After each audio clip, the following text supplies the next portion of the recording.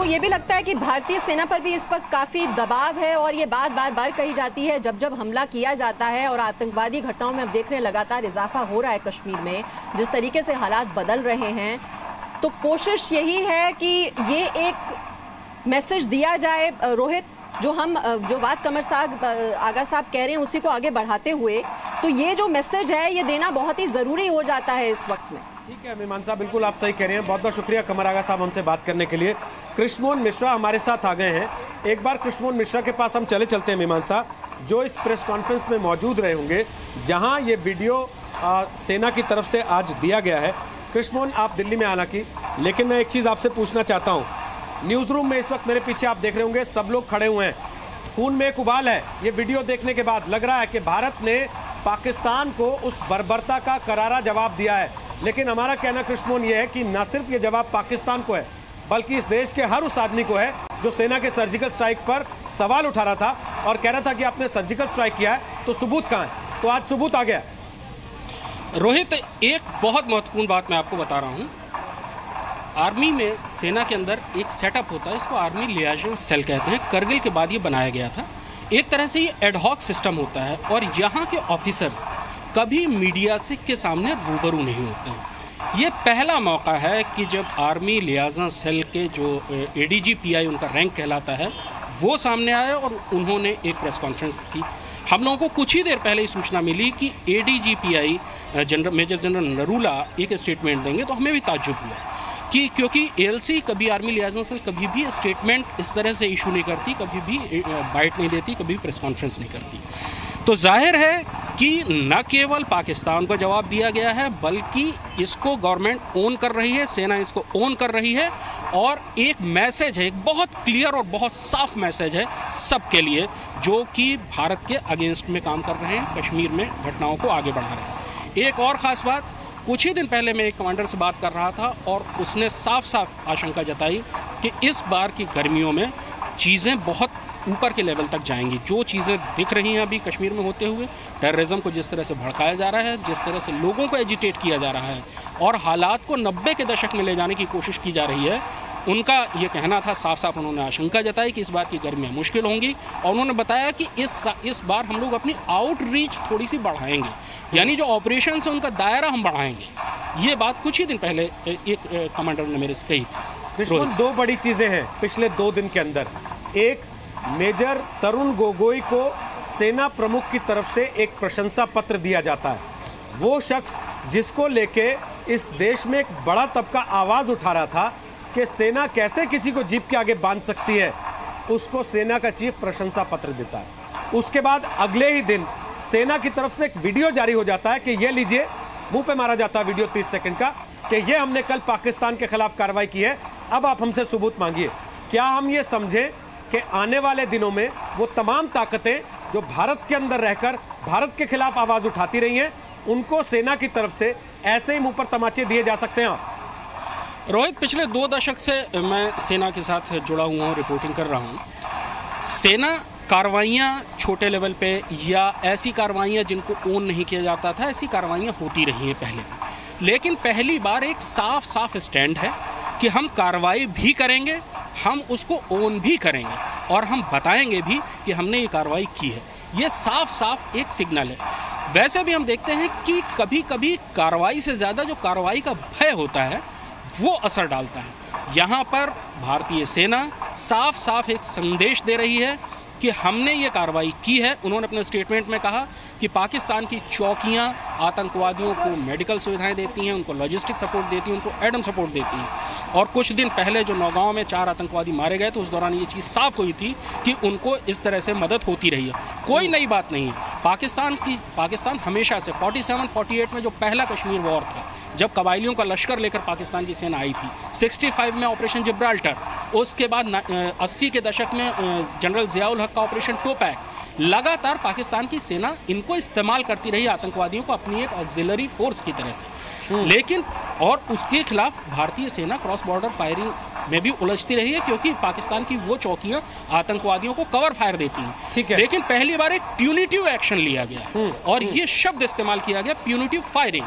यानी दंडित करने के लिए ये कार्रवाई की गई।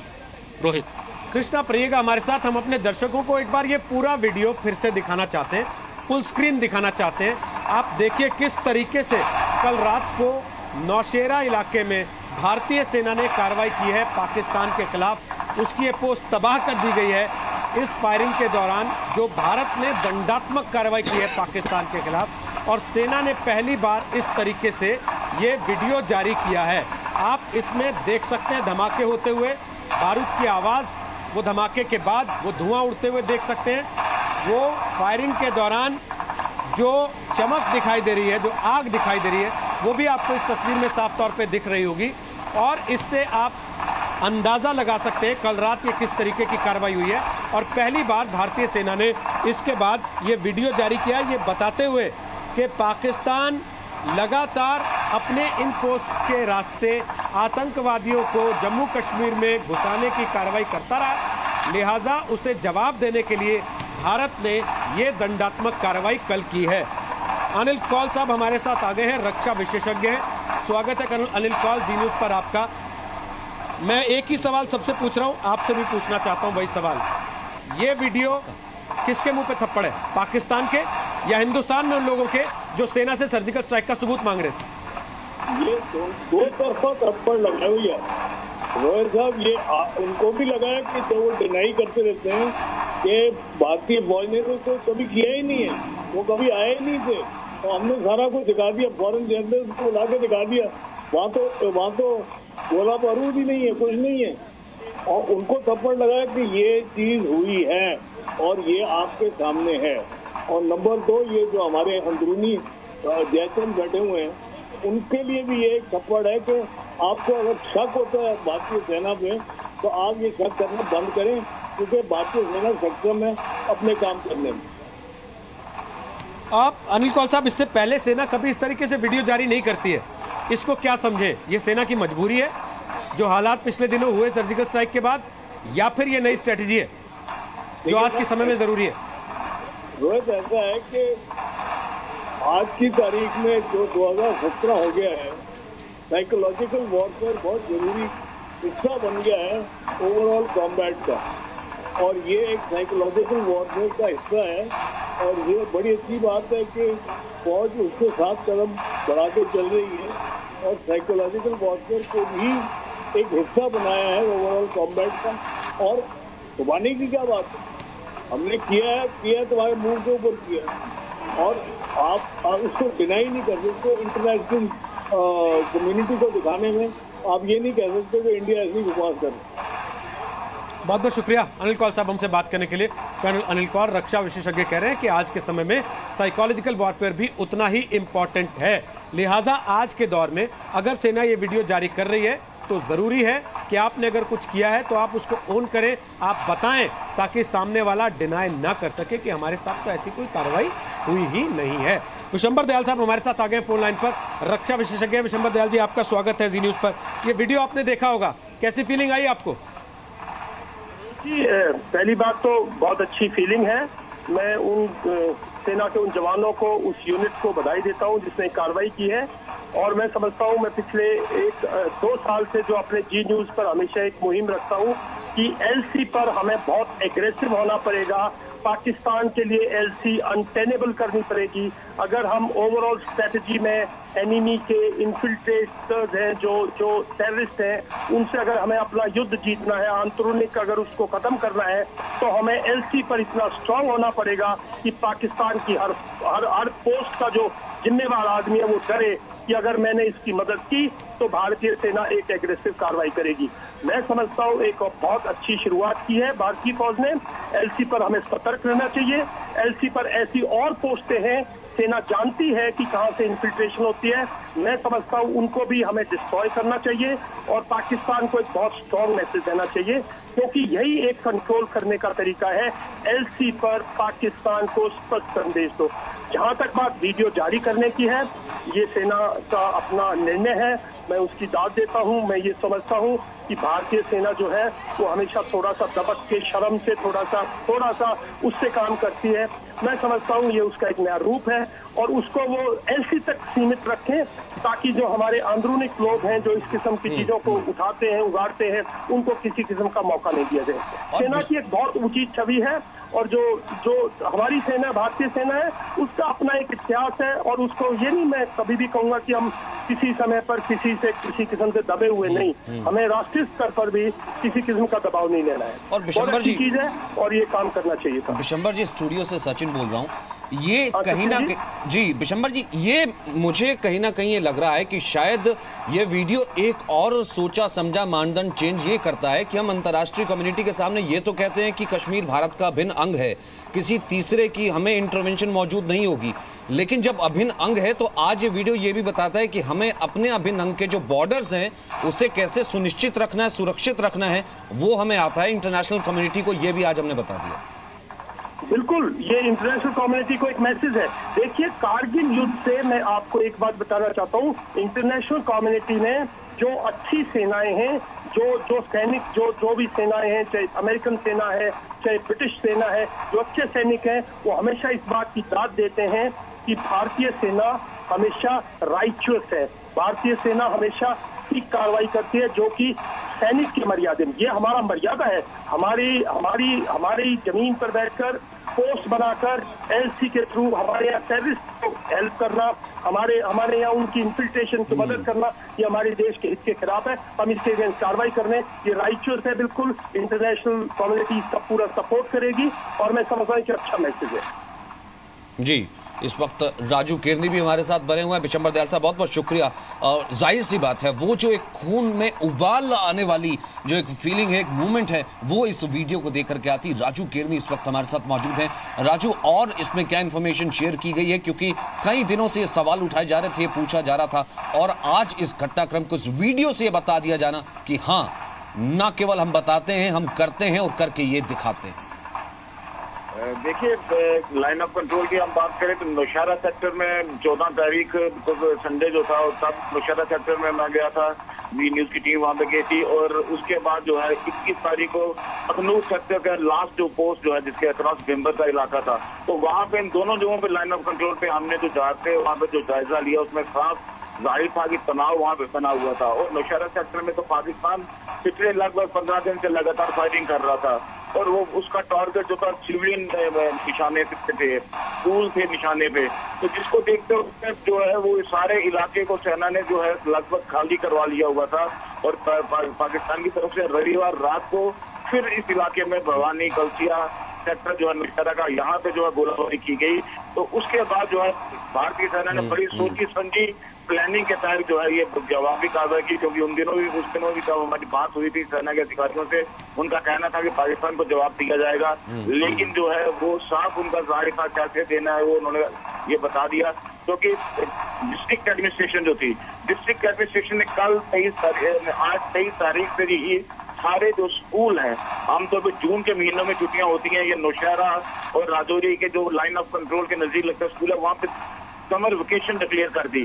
तो ये अपने आप में एक दवा जो है, एक संकेत भी मिलता था कि भारतीय सेना अब जवाबी कार्रवाई करने वाली है, तो जिसके सबूत में ये पाकिस्तानी चौकियां जो ये तबाह हुई हैं, ये सारा सबूत है कि पाकिस्तान ने जो सिविलियंस को निशाना बनाया, फौजी चौकियों को, ठिकानों को निशाना बनाया, उसका जवाबी कार्रवाई ये यहाँ पे की गई है भारत की सेना की तरफ से। क्योंकि पाकिस्तान ने नौशहरा सेक्टर में सिविलियन पॉपुलेशन को काफी निशाना बनाया था, मांजाकोट सेक्टर में निशाना बनाया, बालाकोट में, कृष्णा घाटी में, तो इस पूरे इलाके में पाकिस्तान ने लगभग एक हफ्ता तक लिमिटेड वार जो है वो छेड़ रखी थी। उस लिमिटेड वार तक भारतीय सेना लगातार जवाब दे रही थी, लेकिन ये जो जवाब दिया गया, ये मुंह तोड़ जवाब से भी एक कदम आगे जवाब है। जाहिर सी बात है, मुंह तोड़ से एक कदम आगे जवाब है, और ये शायद पॉसिबल ना होता कृष्णमोहन मिश्रा अगर वो फ्री हैंड जिसका जिक्र हम लगातार कहते रहे हैं कि पॉलिटिकल मजबूरी, राजनीतिक मजबूरियां, पीछे हाथ खींच लेना, आर्मी को फुल हैंड नहीं देना, ये बताता है कि अब आर्मी को किस तरीके का फुल हैंड है। देखिए सचिन, बहुत पुरानी बात है कि लड़ता सिपाही है पर ताकत राजा देता है। अगर सेना जो बॉर्डर पर है, अगर उसको एक सपोर्ट मिलता है, एक राजनीतिक इच्छा शक्ति का सपोर्ट मिलता है, तो उसका असर सामने आता है। और उससे भी बड़ी बात यह है कि उस कार्रवाई को ओन करना, उस कार्रवाई की घोषणा करना और उस कार्रवाई के ज़रिए एक बहुत सख्त संदेश देना कि हम कार्रवाई करेंगे भी, और हम कार्रवाई का आपके ऊपर जो कार्रवाई करेंगे वो हम बताएंगे भी आपको। और कार्रवाई का जो ये मैसेज होता है, जो संदेश होता है, ये बहुत असर डालता है, साइकोलॉजिकली ये बहुत ज़्यादा असर डालता है। एक राष्ट्र का ये आक्रामक रुख दिखाता है कि अगर आप हमें छेड़ेंगे तो हम आपको छोड़ेंगे नहीं। एक आक्रामक रुख है। बहुत लंबे अरसे से ये चीज़ मानी जाती रही है कि भारतीय सेना को मैक्सिमम कंस्ट्रेंट इस्तेमाल करने के लिए कहा जाता है। अभी इससे कुछ दिन पहले भी एक वीडियो हमने देखा जिसमें LOC के पार जिन 2 हथियारों से बंकर उड़ाए गए, पाकिस्तान की पोस्ट तबाह की गई, वो बहुत दिलचस्प है। उसमें से एक इन्फेंट्री टैंक्स थे और एक एंटी टैंक गाइडेड मिसाइल्स थी। यानी कि प्यूनिटिव एक्शंस, प्यूनिटिव फायरिंग के लिए सेना पूरी तौर पर तैयार थी।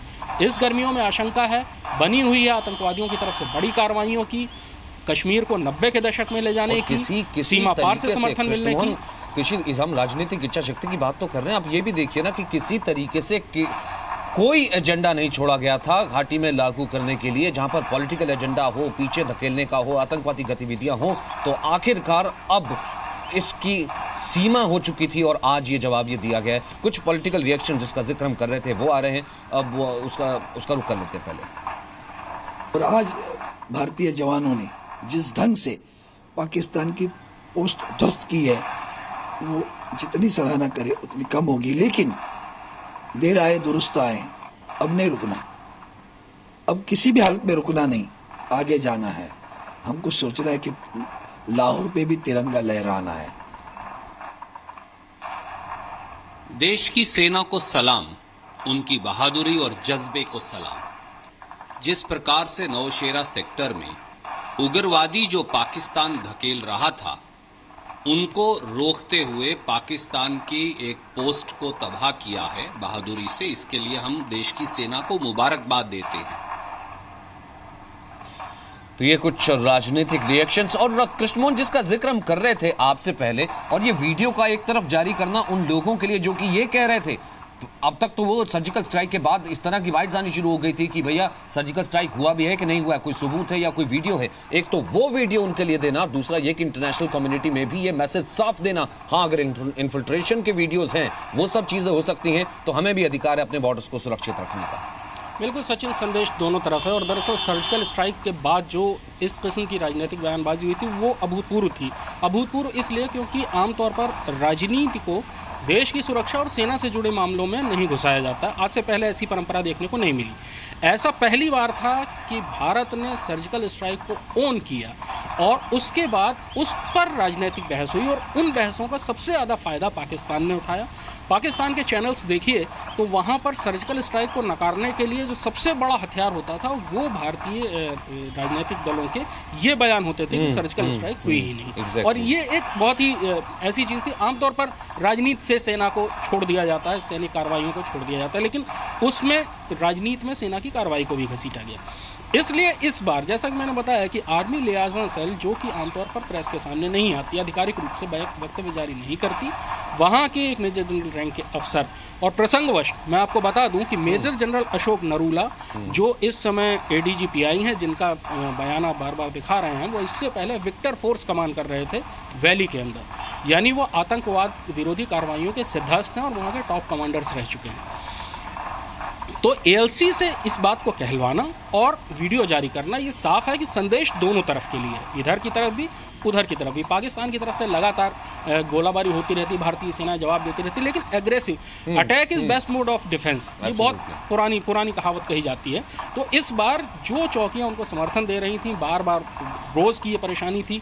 अभी जो 3 जवान शहीद हुए 2 दिन पहले, उसमें भी यही हुआ कि 4 आतंकवादी घुसेड़ा गया, फिर उसके बाद कवर फायर दिया गया, उनको एलिमिनेट किया गया, लेकिन एलिमिनेट करने की कीमत 3 भारतीय जवानों ने अपनी शहादत से। जाहिर सी बात है, रिस्ट्रेन कब तक रिस्ट्रेन, जब तमाम तरीके से चौतरफा तरीके से दुश्मन आपको घेरने की कोशिश कर रहा है और हमला भी कर रहा है, तो ऐसे में रिस्ट्रेन नहीं, जिस तरह आप कृष्णमोहन आप कह रहे हैं कि attack is the best defence, वही भारतीय सेना ने, भारतीय आर्मी ने किया है। ADG-PI ने इसकी जानकारी प्रेस को दी। आइए एक बार फिर से सुनते हैं।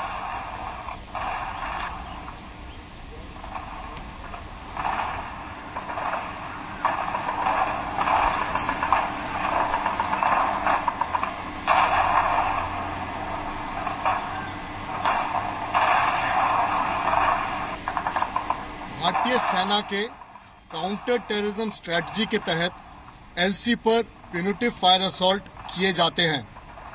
पाकिस्तानी सेना सशस्त्र आतंकवादियों की मदद करता रहता है और इस दौरान वह हमारे अग्रिम सेना पोस्टों को अपने चौकियों और बंकरों की मदद से एंगेज करता रहता है। कई बार वो ऐसा करते हुए हमारे गांवों को भी नुकसान पहुंचा देते हैं। हमारे काउंटर टेररिज्म स्ट्रेटजी के अंतर्गत हम यह यकीन करते हैं कि इन्फिल्ट्रेशन को बंद करें और ऐसा करने के लिए हम एलसी को समय समय पर डोमिनेट करते रहते हैं। इस दौरान इस इलाके और पोस्ट जो आतंकवादियों को इन्फिल्ट्रेशन में मदद करते हैं उसे नुकसान पहुंचाया जाता है ताकि इन्फिल्ट्रेशन के अवसर कम से कम किए जा सके। बर्फ पिघलने और पासिस के खुलने से इन्फिल्ट्रेशन के बढ़ने की आशंका है। हाल ही में हुए नौगाम के ऑपरेशन में जो 20 और 21 मई को हुआ था, जहां 4 आतंकवादियों को मारा गया था, इस आशंका को दर्शाते हैं। इसलिए आवश्यक है कि हम काउंटर टेररिज्म ऑपरेशन को और सफल और सशक्त कर सके। हम कश्मीर में अमन और शांति चाहते हैं। इस समय आवश्यकता है कि एलसी से इन्फिल्ट्रेशन को नियंत्रित में किया जाए और ताकि टेररिस्ट की संख्या कम से कम हो और जे&के के युवा गलत राह पर ना चले। हमारे हाल ही की कार्रवाई में जो कि नौशहरा सेक्टर में हुआ है, उसमें पाकिस्तान पोस्ट को नुकसान पहुंचाया गया है और जो इन्फिल्ट्रेशन में सपोर्ट करते हैं, ये हमारे काउंटर टेररिज्म स्ट्रेटजी का एक हिस्सा है। धन्यवाद। Brigadier BD. मिश्रा भी इस वक्त हमारे साथ जुड़ रहे हैं। ब्रिगेडियर मिश्रा, हम तो यहाँ पर यही कहते हैं कि जितना फक्र किया जाए सेनाओं पर उतना कम है। आप तो उस सेना को सर्व कर चुके हैं, इस देश को सर्व कर चुके हैं। जब पहली बार ये 20 सेकंड का 30 सेकंड का आपने ये वीडियो देखा, क्या फील आया, क्या वो मोमेंट था?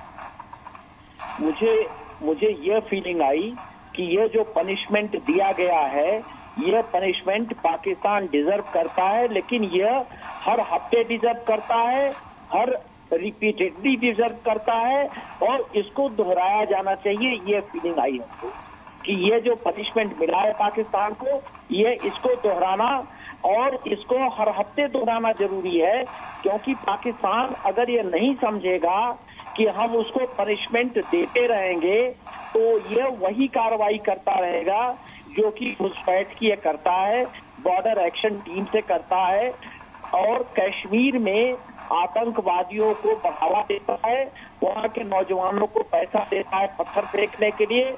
और इसके पूरे कार्रवाई की जब हम सुनते हैं कि फरूक अब्दुल्ला जैसे लोग चर्चा करते हैं तो बहुत दुख होता है। मैं बहुत परेशान होता हूँ, चिंतित होता हूँ, बड़ा दुख होता है। एक ऐसा आदमी जिसका बाप चीफ मिनिस्टर वहां का रहा हो, जो खुद चीफ मिनिस्टर रहा हो, जिसका लड़का चीफ मिनिस्टर रहा हो, वो ऐसी दोगली भाषा, नमक हरामी और देशद्रोह की बात करे, बहुत अफसोस होता है। हमको दोनों बातें ये देख के याद आ रही हैं। जी बिल्कुल। और दूसरी तरफ पाकिस्तान को माकूल जवाब है और साथ ही साथ ब्रिगेडियर मिश्रा, उन लोगों के मुंह पर भी तमाचा है जो अब तक सेना पर सवाल उठाते थे और बात कर देते थे उसी वक्त की सबूत कहां है। सेना ने ऐसा कुछ नहीं किया होगा और कहीं ना कहीं पाकिस्तान के लिए ही कवर फायर का काम करते थे।